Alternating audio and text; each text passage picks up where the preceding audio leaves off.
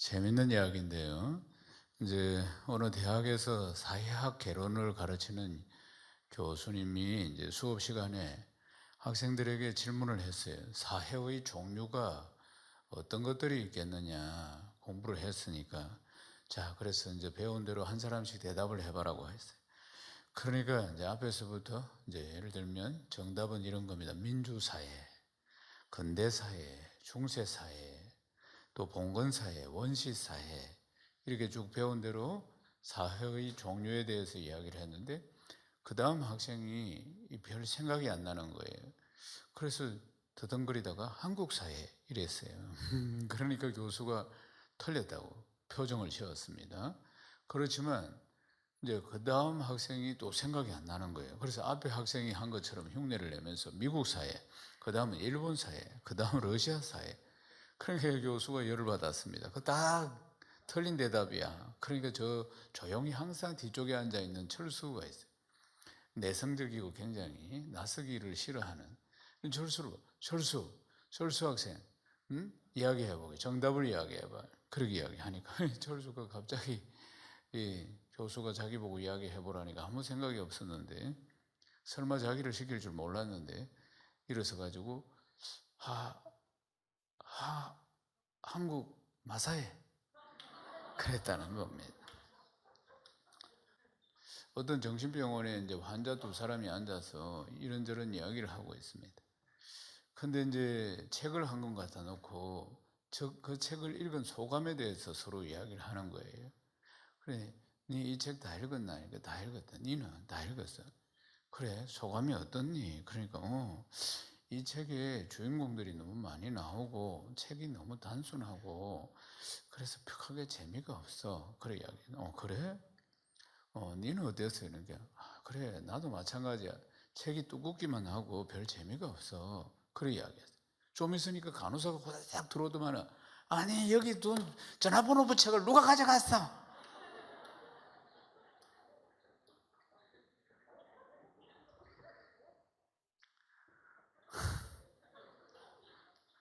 오늘 설교 말씀을 나에게 주시는 말씀으로 아멘하고 받은 역사가 일어납니다.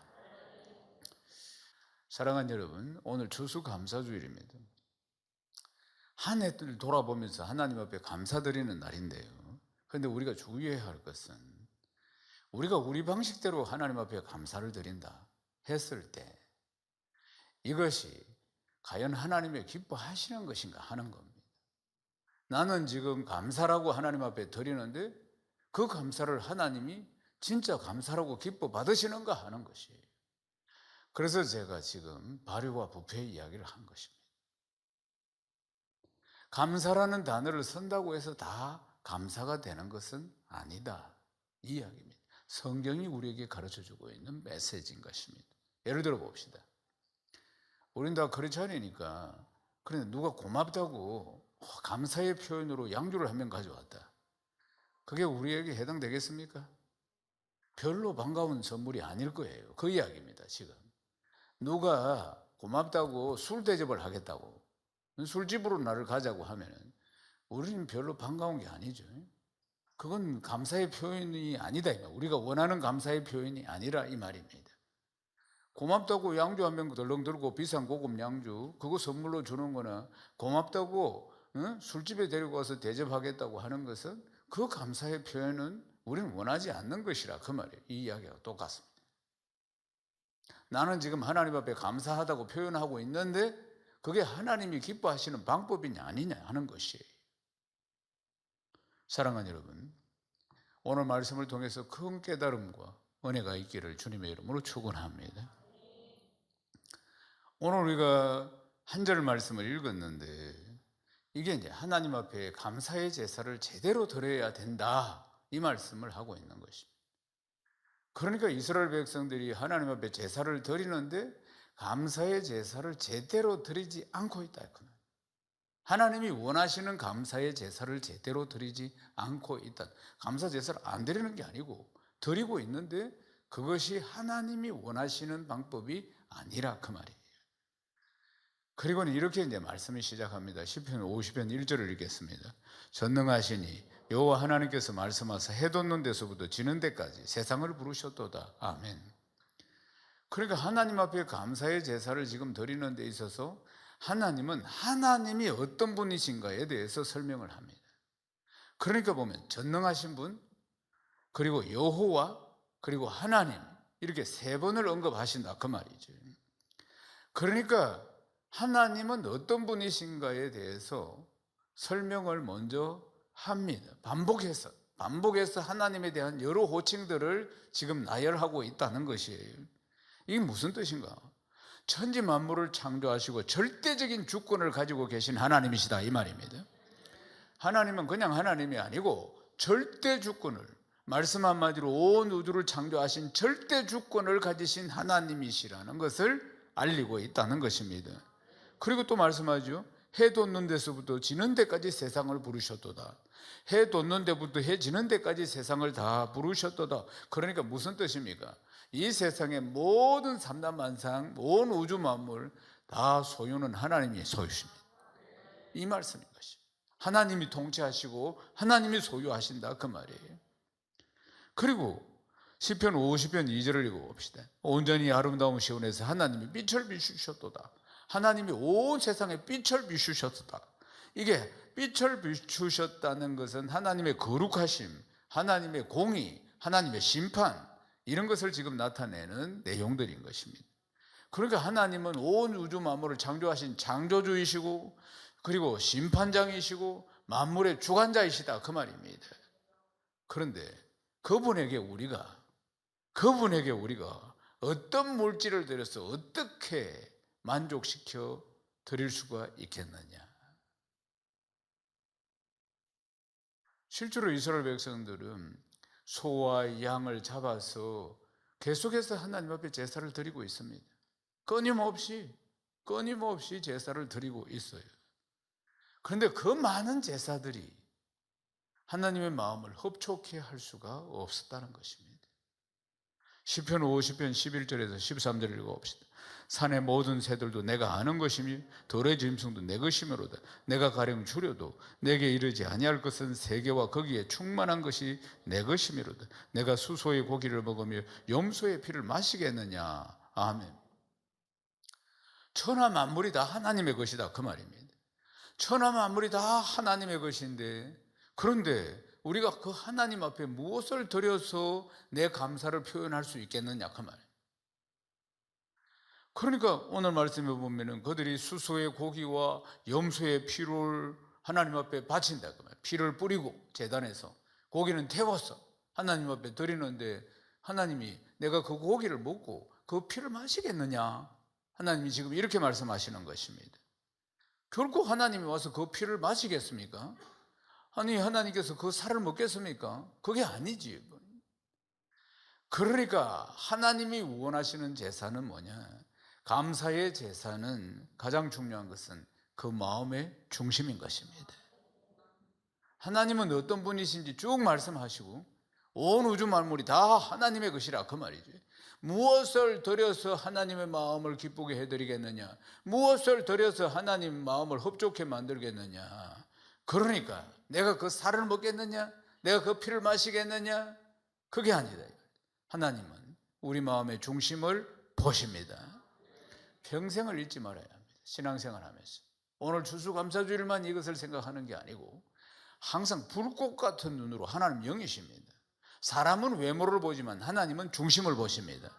환하게 보고 계신다는 것을 알아야 하는 겁니다. 시편 50편 14절을 읽겠습니다. 감사로 하나님께 제사를 드리며 지존하신 이에게 네 서원을 갚아라. 아멘. 무슨 뜻입니까? 아무 의미가 없는 이 예물, 이 재물들, 형식적인 것들, 이런 것으로는 하나님을 흡족해 해드릴 수 없다는 것입니다. 신앙생활하면서 제일 중요해야 될 것은, 항상 깨어 있어야 할 것은 형식적인 예배를 드리는 겁니다. 매너리즘에 빠지는 겁니다. 계속 신앙생활을 하다면 이게 습관이 되는 거예요.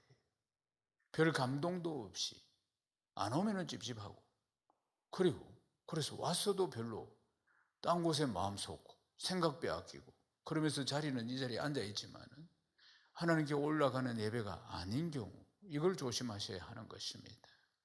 사랑하는 여러분, 진정으로 감사하는 내 마음의 중심을 실은 예물이 되어야, 내 마음을 온전히 실은 예물이 되어야 하나님께 상달이 되는 것입니다. 오늘 우리가 추수감사주일로 지키고 있는데, 추수감사주일의 유래는 이렇습니다. 예전에 영국의 청교도, 그들이 개신교인들이 정말 예수를 잘 믿으려고 하는데 핍박이 너무너무 심했습니다. 그래서 뜻이 있는 청교도 그리스도인들이 신앙의 자유를 찾아서 신대륙으로 배를 타고 넘어가게 됩니다. 그들이 이제 출발한 날이 1620년 9월 6일입니다. 메이플라워를 타고 오직 하나, 신앙의 자유. 그런데 여러분, 메이플라워를 타고 신대륙 아메리카로 갔다는 것은 우리가 들어서 잘 알고 있습니다. 그렇지만 그때 출발한 배가 또 하나 있는데 그 메스터호입니다. 그러니까 메이플라워, 신앙의 자유를 찾아서 배 두 개가 출발했는데 하나는 메이플라워고 하나는 메스터호입니다. 메이플라워 똑같이 청교도들이 탔습니다. 신앙의 자유를 찾아서 메스터호는 어디로 갔느냐? 남미로 갔습니다. 근데 이 메이플라워는 어디로 갔느냐? 미국 동부 쪽으로 갔습니다. 그런데 똑같이 신앙의 자유를 찾아서 떠나는 배였는데 메스터호를 탄 사람들은 또 하나의 마음이 있었습니다. 그것은 남미로 가서 황금을 찾아서 부자가 되는 것이었습니다. 메이플라워를 타고 미국으로 간 사람들은 그런 마음이 전혀 없었어요. 그저 신앙의 자유, 오직 하나님 한 분만 바라보고 그들이 간 겁니다. 여기에서 차이가 났습니다. 그러니까 신대륙으로 떠나는 동기가 달랐다는 것이에요. 물론 메스터호를 타고 가는 사람도 하나님 믿고 신앙의 자유를 찾아가지만 한쪽 마음에는 황금에 대한 욕망이 꽉 찼다, 그 말입니다. 그리고 인생은 달라졌지. 메스터호를 타고 간 사람과 메이플라워를 타고 간 사람. 사랑하는 여러분, 지금 남미는 어떻습니까? 아르헨티나, 칠레, 브라질, 인플레와 함께 경제적으로도 얼마나 힘들고 공고한 시간들을 보내고 있는지 모릅니다. 그들의 결론이 그렇게 났습니다. 신앙도 잃고 황금도 잃고. 메이플라워를 타고 간 사람들은 오직 신앙의 자유, 오직 믿음 하나 붙들고 갔습니다. 그리고 도착하자마자 그들의 살 집도 없는데 제일 먼저 한 일은 예배당을 짓는 것이었습니다. 왜요? 그들은 신앙을 위해서 왔으니까. 그리고 예배당을 제일 먼저 짓고, 그리고 하나님 앞에 예배드리고, 올 때도 얼마나 힘들었는지 모릅니다. 그들이 작은 배에 101명이가 그래 타고 왔으니까, 그리고 풍랑이 일고 대서양을 넘어오는데 얼마나 힘들었는지 모릅니다. 죽을 고비를 넘기면서 와서 그 해 겨울 11월에 독 한파가 막 밀려오고, 그리고 또 아파치들이 공격해오고, 그게 원주민들이, 그러면서 폐렴, 계혈병 이런 질병이 돌고, 그래서 하루에 2-3명씩 죽어나갔어요. 그 해 겨울을 나는데 식량도 모자라고. 그리고 나서 이제 봄이 되었어요. 봄이 되어서 씨를 뿌려서, 그리고는 이제 힘껏 농사를 지어가지고 가을에 추수를 해서 하나님 앞에 예배 드린 것, 그것이 추수감사주일의 시작이 된 것입니다. 사랑하는 여러분, 그렇게 믿음 붙들고 하나님 한 분 바라보고 그렇게 와서 미국이라는 세계 최대 강대국을 이룬 것입니다. 메스터호를 타고 간 사람들은 어떻게 됐습니까? 그들은 신앙도 잃어버리고, 그리고 돈도 잃어버리고, 지금까지 그런 나라로 브라질, 아르헨티나, 칠레, 페루, 남미 모든 나라들이 그래 됐다는 것입니다. 한 번은 남미에 있는 아르헨티나 대통령이 미국 대통령을 방문하러 왔어요. 그래서 이 아르헨티나 대통령이 미국 대통령에게 이런 이야기를 하는 것입니다. 당신의 조상은 하나님을 찾아서 신대륙으로 건너왔습니다. 그들은 하나님도 찾고 그리고 또 하나님 축복 속에서 황금도 선물로 얻었습니다. 그런데 우리 조상들은 황금을 찾았어. 이 땅으로 왔는데 황금도 찾지 못하고 하나님도 잃어버리고 말았습니다. 신앙의 조상들을 둔 당신들이 한없이 부럽습니다. 이게 아르헨티나 대통령의 이야기였어요. 사랑하는 여러분, 온 마음 하나님은 중심을 보신다 안 합니까? 온 마음 신앙의 자유, 믿음 지키기 위해서 메이플라워를 탔던 사람들은 그 마음에 하나님 한 분밖에 없었고, 마스도를 타고 간 사람들은 그 마음에 황금이 가득했다 그 말입니다. 이 마음의 중심이 무엇이 있느냐, 여기에 따라서 이런 결과가 나타났다는 거 아니겠습니까? 그러니까 하나님은 내 마음을 보시니까 늘 내 마음의 중심을 우리가 잘 점검해야 하는 줄로 믿습니다.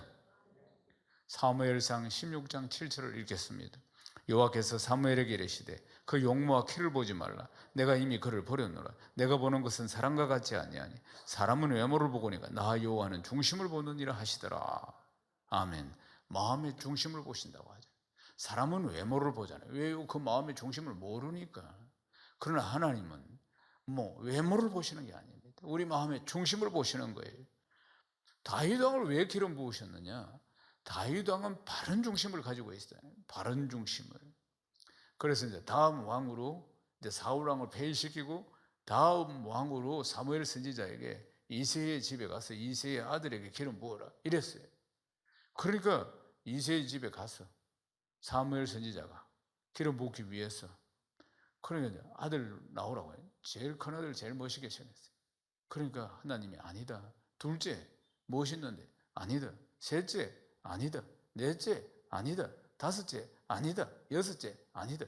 딱 왔는데 아니라 하나님이 다 아니라고 하는 거예요. 그래서 사무엘 선지자가 아들이 이거밖에 없나? 이래 물으니까 아니 지금 막내가 지금 저 들판에서 양치고 있습니다. 그게 누굽니까? 다윗입니다. 왜 다윗을 부르지 않았을까요? 용모가 형들보다 떨어지니까. 그러니까 멋진 아들부터 쫙 데리고 나와서 이 아들이겠지 했는데 아니고. 그러니까 하나님께서 다윗을 오라고, 목동 다윗, 막내 다윗을 오게 해서 기름 부으라 이렇게 말씀하신 것입니다. 사랑하는 여러분, 사람은 외모를 보지만 하나님은 중심을 보십니다. 중심을 보시는 거예요. 항상 중심을 보신다는 걸 기억해야 합니다. 사도행전 13장 22절을 읽겠습니다. 폐하시고 다윗을 왕으로 세우시고 정언하여 이르시되 내가 이새의 아들 다윗을 만나니 내 마음에 맞는 사람이라 내 뜻을 다 이루리라 하시더니 아멘. 하나님께서 지금 성경에 보면 수많은 인물이 나오지만 내 마음에 맞는 사람, 이정 성경에는 내 마음에 합한 사람, 이 표현은 다윗 왕 한 사람밖에 없습니다. 내 마음에 딱 든다 다윗은 내 마음이 뭡니까? 마음의 중심을 보고 하시는 말씀이라 그 말입니다.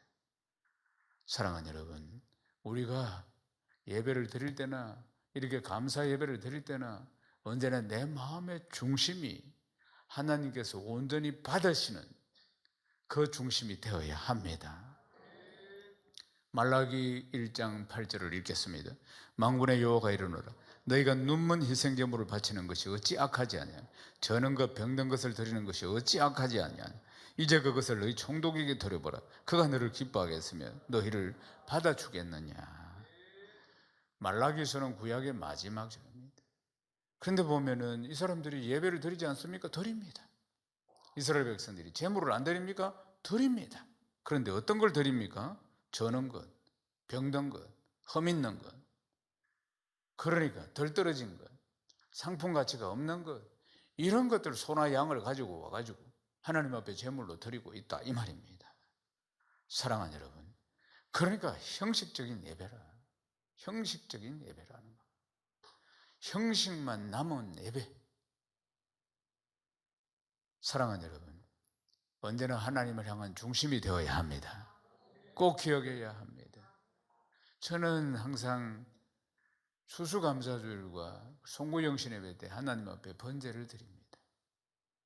소를 이제 한 마리 하나님 앞에 드리는데 이번에는 제가 한 2달 전부터 이 추수감사절 헌금을 가장 깨끗한 지폐로, 가장 깨끗한 지폐를 모아서 하나님 앞에 드리기 위해서 2달 전부터 이렇게 제가 헌금을 준비하기 시작했습니다. 제가 이걸 어디서 배웠느냐면 어릴 적부터 어머니가 가르쳐 주셨습니다. 제가 어릴 적에 어머니는 그 당시에는 목욕을 한다는 게 쉽지 않은 그런 환경이었는데도 재래식 부엌, 토요일마다 어린이들을 목욕을 시켰습니다. 주일 준비를 위해서, 주일을 온전히 성수하기 위해서. 그렇게 이제 어머니는 목욕을 시키고, 그리고 주일이 되면은 가장 깨끗한 옷을 입히시고, 그리고 또 그 당시에는 이런 지폐가 있었는데, 이런 지폐를 그 숯불 다리미로 다 데려가지고 하나님 앞에 드리는 예물이니까 정성을 다해서 그렇게 제 어머니가 준비해 주셨습니다. 사랑하는 여러분, 하나님은 중심을 보십니다. 꼭 기억하셔야 됩니다. 사랑하는 여러분, 우리의 중심에서 나오는 고백이 되어야 할 줄로 믿습니다. 메이플라워를 101명의 청교도들이 탔습니다. 남자가 72명, 여자가 29명이었습니다. 2개월의 긴 항해, 작은 배를 타고 그 넓은 대서양을 넘어서 가고 있습니다. 신대륙에 도착해서 제일 먼저 한 게 뭐라고 했습니까? 예배당을 짓는 것이었습니다. 그리고 11일부터 이제 이 한파가 찾아왔는데 인디안들의 공격, 한파, 모자라는 식량 이런 것 때문에 많이 죽었다고 이야기 안 합니다. 거의 절반은 다 죽었습니다. 그리고는 이제 다음 해 가을에 추수를 해서 그들이 가진 추수를 첫 열매를 가지고 하나님 앞에 예배를 드린 것이 추수감사주일 Thanksgiving Day의 시작이었다는 것입니다. 사랑하는 여러분, 우리가 하나님 앞에 예배를 드리는 자세가 어떠해야 하는지에 대해서 지금 듣고 있습니다. 언제나 영과 진리를 다해서 하나님 앞에 예배 드려야 합니다. 오늘 본문 말씀 한번 읽어봅시다. 시편 50편 23절입니다. 감사로 제사를 드리는 자가 나를 영화롭게 하나니 그 행위를 옳게 하는 자에게 내가 하나님의 구원을 보이리라. 아멘. 진정으로 하나님 앞에 감사를 드리는 자는 하나님을 영화롭게 하는 것이라고 말씀하죠. 그 하나님을 영화롭게 하는 사람에게는 하나님께서 구원을 보여주시겠다고 말씀하셨어요. 모든 문제에 대해서 구원의 역사가 일어난다는 것입니다. 아멘이십니까? 이제 말씀을 마무리하겠습니다. 추수감사주일은 1년에 한 번이고, 그리고 1년에 한 번 하나님의 은혜에 감사해서 그리고 감사의 예배를 드리는 날입니다. 여기서 가장 중요한 것은 내 마음의 중심입니다. 내 마음의 중심에 담겨져 있는 감사의 고백, 하나님을 향한 감사의 고백, 내 마음의 중심에 담겨져 있는 이 감사의 고백을 하나님 앞에 올려야 하는 줄로 믿습니다. 하나하나 헤아려 보십시오. 사소한 것에서부터 큰 것까지 하나하나 오늘 호흡하며 숨쉬고 있는 것 하나님의 은혜입니다. 내 심장이 내가 뛰고 싶다고 뛰는 겁니까? 아닙니다. 하나님이 뛰게 하셔야 하는 겁니다. 사소한 하나까지, 놓치고 있는 하나까지 하나님의 은혜가 아니고서는 오늘 이 날을 우리가 맞이할 수가 없었을 것입니다. 내 마음의 중심에 진심으로 우러나오는 하나님 앞에 감사의 고백과 그리고 평생에 중심으로 우러나오는 하나님께 올리는 예배자가 다 되시기를 주님의 이름으로 축원합니다.